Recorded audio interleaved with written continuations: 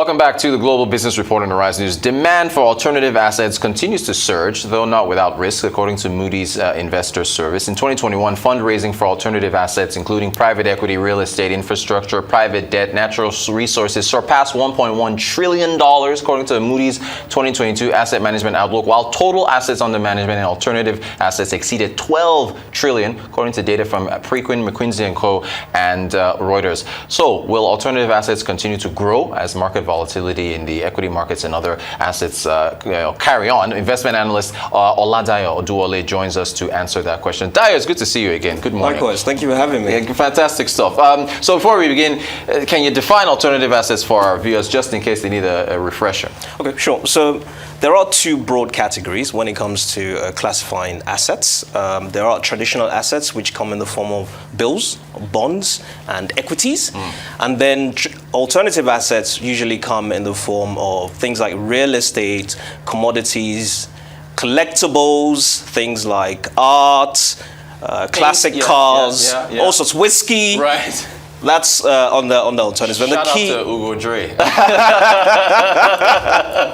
And inside joke, yeah. Yeah, and I think the key differentiating factor between traditional and alternatives is the fact that they're less liquid, and they're supposed to be uncorrelated with traditional assets. Yeah. Thank you so much for that. All right, let's get into you put some a presentation together. I want to look at this classification of as far as the assets under management are concerned, the full 12 trillion. We've got 4 arrows here at Dayo. So we've got to the right hedge fund. So out of this AUM for our viewers, assets under management, 12 trillion.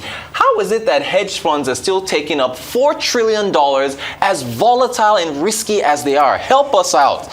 Okay, so hedge fund managers do not necessarily see it that way. Hedge fund managers go out and tell potential investors that they would deliver higher returns, and those returns would have less volatility. So with higher returns and less volatility, those are sorts of things that wealthy individuals and wealthy asset allocators are looking for. They want high returns, they want less risk. Therefore, hedge funds are relatively attractive. Amazing. $4 trillion. That is just mind-blowing. In second place, I think it's private equity. Yes. 3.1 trillion, and that's with the lavender arrow to the far left of the screen. What was the appeal there for private equity? So similarly to the hedge fund managers, it's really it's the private equity fund managers going out and saying, look, we can deliver very high returns, which are less volatile than traditional assets. And over time, they've sort of delivered on that. As to the volatility part of it, there's current discussion around things like volatility laundering and whether they're actually delivering value.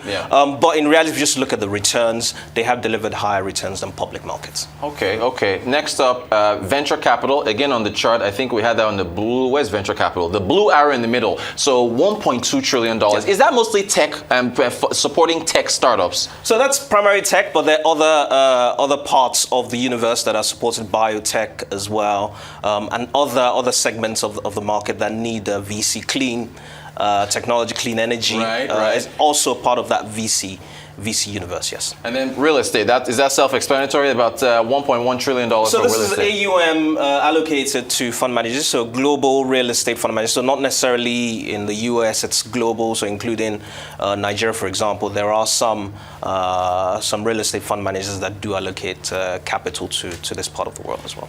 When you have this kind of money floating around, $12 trillion in alternative assets, is there not a case to be made that in Nigeria should be getting her act together to try to attract some of them? Now, I know you might talk about the depth of our capital markets and whether or not we offer some of these securities, but still, can't you attract some of this money? Fair enough. So to be fair to Nigeria, I mean, and especially from the VC side, over the last 5 years, and I'm sure you've covered some of those announcements. Quite a number of fund managers have come into Nigeria, especially on the VC side, and have invested in a lot of Nigerian startups. You hear the names all the time, you hear the valuations all the time. So Nigeria has not done too badly when it comes to that Mexican wave of tech money that has been around. But yes, to your point, as to considering the there's so much money around, should Nigeria be doing a lot more? Yes, Nigeria should do a lot more in trying to attract some of this money. It's just out there. It's out there to be tapped into.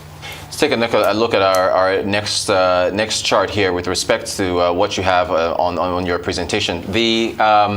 With respect to as far as here we go, the returns. Yeah. Now, so if we compare what we've seen to in the previous chart, hedge funds, despite $4 trillion in what they're pulling in, and we circled that to the right of the screen. I think over the last 25 years, they've done about, 6%? And then over the last 10 years, about 4%. And can you talk us through how you can attract that much money, but your returns compared to, look at, venture capital, about 37%? Yeah, So let's start with hedge funds. So hedge funds have been around for much longer than any of the other alternative assets. Yeah. They've been around as far, I think the first proper hedge fund was around sometime in the 50s, right? Yeah. So they've been around, okay? And the reality is pre-2008, when you had the global financial crisis, hedge fund returns were very attractive. But post the financial crisis, the asset class seems to have declined in returns. But by the time you're looking at the amount of money that has been allocated to them specifically, the reality is, just by the virtue of the fact they've been around for such a long time, that's why they have the highest allocations. Okay, so talk to us about the venture capital, that 37% return over the last 20 years. Yes. That is astronomical. So they've done incredibly well. That's huge. But let's be careful, because when it comes to reporting returns, these returns are not necessarily marked to market. Okay. They're the fund managers reporting what they believe are the returns to their LPs, effectively. So yes, they have done well. We've had an incredible 15-year run for growth companies, tech growth specifically. Mm-hmm. But I mean, we're in 2022 now, and we've seen quite a bit of a reversal in terms of the performance of that asset class specifically. You then compared the return on these alternative assets, if you look at our next chart, to the S&P 500, where and you put a big circle there. So do you project that this will continue with alternative assets, at least over the last 20 years, beating the return on the S&P 500? Okay, so it's difficult to say. Yeah. One thing that is certain is, considering what's currently going up in the global equities markets, the expectation is that returns to equities, specifically globally, would be muted relative to the last 10 years. So the returns for that asset class specifically would be somewhat muted. As to the performance of alternatives, because a lot of there's an awful amount of demand. You do that. I get emails sometimes. Yeah. There's a lot of demand for alternative assets, private credit, private equity, with a lot of money moving into that direction, with a lot of money moving into clean tech, moving into decarbonization of the economy. The expectation is at least alternative assets may maintain the type of return profiles that they've shown over the last 20 years. Excellent. Speaking of a return profile, I really like this next chart because you're looking at portfolio allocation here. So, and we put some circles underneath. Well, no, we use the blue arrow there to underline some of those figures. Yeah. What we're seeing here is, walk us through this. If you allocate a decent amount to alternative assets, so now you've got, I think, what is it now? Equities, fixed income, and alternative assets. Yes. If you allocate a sizable amount, you will get a better return. Is that what this is showing us? If you go from the left to the right of the screen? Yeah, so historically, so this is a bit of a simulation analysis. So I mean, it's simulation. Yeah. So if you go all the way back to 1990 and say, you know what, here I am today, let me allocate the money I have as an investor to the different asset classes. Yeah. If you had allocated a relatively decent size of your portfolio to alternatives, you would have done effectively better than doing the traditional 60-40. Yeah. 60-40 being 60% in equities, 40% in bonds and bills. Very interesting. Then next, you mentioned there's another chart. You mentioned, I think you showed returns over the last number of years. Right at the top there, and this is very fascinating. You just mentioned this, but now we can put it for our viewers to see here. Average returns per annum, 10-year and 5-year returns. Global clean energy, 20%, and I know maybe you'll tell me if this is mark to market or not, but 20% for 10-year return, 32% for 5-year. Is this, and we had COP27 in Egypt that just concluded. Absolutely. is this a bullish case for renewable energy transition that investors can make these type of returns? What are you about to pop the bubble or No. Yeah? So it's very, very clear. The agenda is very clear that clean tech and decarbonization is the way forward. So for those that can acquire those assets cheaply, the expectation is as you go along, a lot of money is still going to flow into those assets and they're going to be bid up.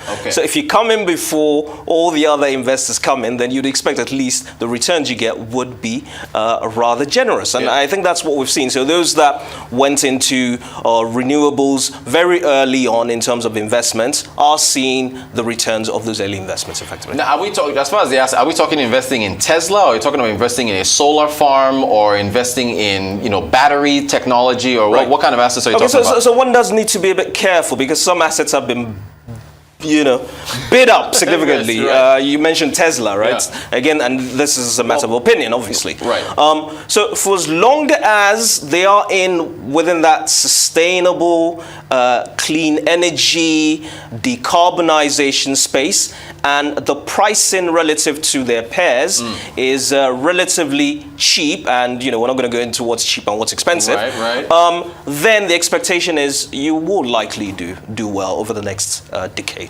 That's my case at least. That is very encouraging. All right, finally, you summarize at the end, and I think you were looking ahead as far as how well, I think, there we go. So you're saying the future of alt, or you call it for short, alt assets, return profile of alt assets likely to change and decline over the next decade. Higher flows likely to manifest as demand is increasing anecdotally, and then alt assets to become more mainstream through vehicles. Is that Tesla?